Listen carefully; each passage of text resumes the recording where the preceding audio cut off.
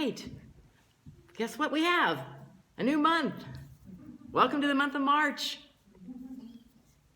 And with that, we have a new theme. We are going to be playing with Michael Singer's The Untethered Soul this month.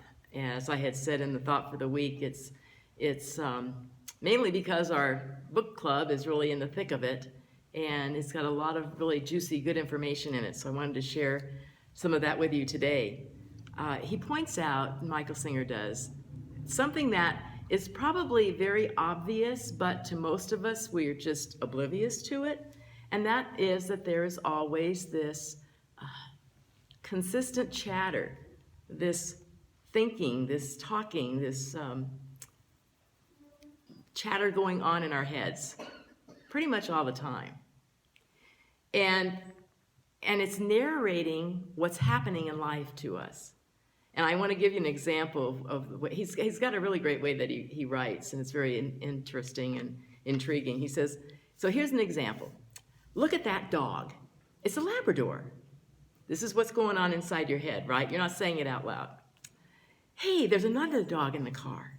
He looks a lot like my first dog, Shadow. Whoa, that is an old Oldsmobile. It's got Alaska plates on it. You don't see many of those here. It's actually narrating everything that's going on that you're looking at. But why do we need this? You already see what's going on. How does it help to repeat what's going on mentally through this mental voice? He says that we need to examine that closely. Why do we do this? To me, when I first came into this reading of this book, I thought, well, what do you mean? I'm just thinking. It's just a matter of thinking. That's all I'm doing. And what's wrong with that? And then I stepped back and I thought, oh, that's interesting. My little voice, the thinker, which actually he calls your roommate, is now assessing the fact that it's right or wrong that I even do this. What's wrong with that? That should be okay. I should be able to think what I want to think. And but yet Singer goes on to say that there's nothing more important to true growth than realizing that you are not the voice in your head. You are the one who hears it. If you decide not to narrate and instead just consciously observe the world, you will feel more open and exposed. Think about that. How many habits, how many times have we gotten into this habit of just checking everything out, assessing, looking at, and he talks about the fact that your awareness, what it is your consciousness. There has to be two elements here. There is the object of what you're looking at, and there is the subject. So you are not the thought that's going through your head. You are the observer, the witness behind that thought. And so we have this relationship that we develop between our true consciousness, our true awareness, and what's going on in the world. And it's amazing when you think about the human mind and body and what we are. We can just cast our eyes out and we just take everything in. I mean, I can see everything. I see the piano, I see the people, I see that bulletin board back there, and it's just there in our conscious awareness. But what happens is we get sucked into listening to the roommate dissect everything, clarifying it. When we can actually just stop and go within and know that I'm just looking at that. That's just an object I'm looking at. That's just an experience that's going on inside of me, in front of me. What is going on inside of me is the real me. I mean, we all know, I pretty much think that most of us agree by now, that I am not this body. You know, I'm not my emotions. I'm not my thoughts. Those are all transitory. Those will come and go. They will change. But there is this core essence within me that doesn't change, that is changeless. It's my God self. And it is always with me, has always been with me, and will always be with me wherever I go. Singer says the witness or the observer. The process of seeing something requires a subject and object, exactly what I just said. We are the subject.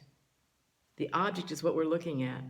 So he's giving us a challenge to go through an entire day and just be aware of what your roommate is saying. Listen to the roommate. Observe it without judgment, without assessment, just saying, oh, that's interesting.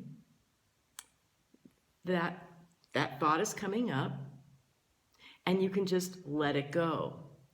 It comes up, and you can let it go. One of the things that I thought was helpful was that he said one of the ways to help you get recentered back into your core, instead of getting off in the fluff of all of the objects here around you, is to tell yourself, to say within yourself, say, hello. Hello. Who's saying hello? Hello. I'm here. Hello. Hello. How many times have we done that? I know I do it. I've even heard my granddaughter do this. When you do something unconsciously, that you're just whatever you're doing, and all of a sudden you recognize that, what in the heck am I doing? And you say, hello, hello, hello. Wake up. So you might want to just try that little technique every once in a while. Just say, hello, who's in here? What is this consciousness? What is this self, capital S, observing? And it's just an observation. Jesus the Christ said, seek ye first the kingdom of God, and all else will follow. Joel Goldsmith says, the world has always wanted peace, but not that which will produce peace. The world has always wanted prosperity, but not that which produces prosperity. It wants health, but not that which will produce health. All creation comes forth from a source, and if you have the source, you have the creation. A fabric of life is consciousness. The fabric of life is consciousness, spiritual consciousness. And if you want the forms of life, you have to have its fabric first, the consciousness first. Consciousness precedes form. And so when we go within and nurture and acknowledge and embellish this consciousness, have the awareness that that is what I am, when we consciously commune with that self, we open ourselves up to what its plan is.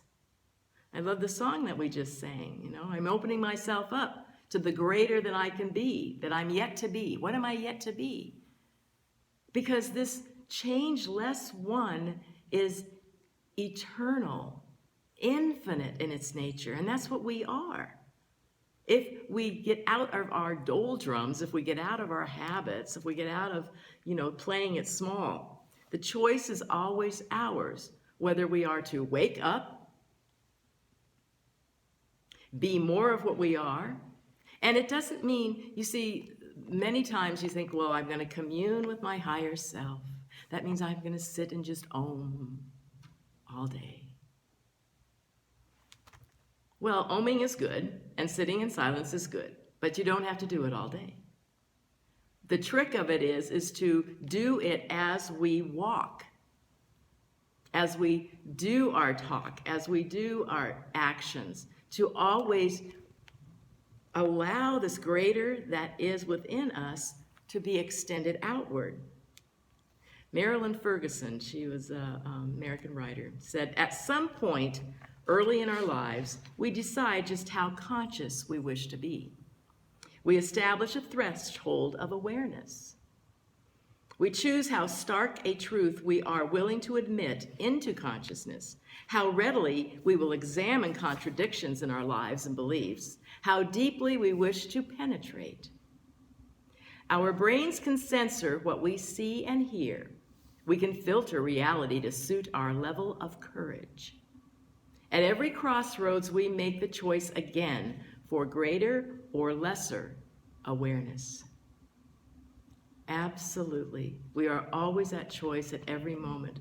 What am I going to be doing? What am I choosing to do? Am I choosing to listen to my roommate and to get caught up in all of the illusions of this life that's going on around me? Or am I going to step back and go into a deeper seat of awareness for myself and know the truth that I am this infinite being in expression? Maya Angelou wrote, "But when I found that I knew not only that there was God, but that I was a child of God, when I understood that, when I comprehended that, more than that, when I internalized that, ingested that, I became courageous." We become courageous when we know what firm ground we are standing on, when we can actually, she used all these other words, comprehend, internalize, I use embody. When you can actually embody the truth of what we are. How many of us want to live that kind of life? All right. How many of us are doing it? Oh.